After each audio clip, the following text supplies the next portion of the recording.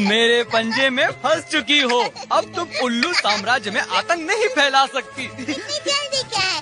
तुम मेरी शैतानी सेना का सामना नहीं कर सकते। हाँ, हो सकता है, क्योंकि मैं एक बहादुर योद्धा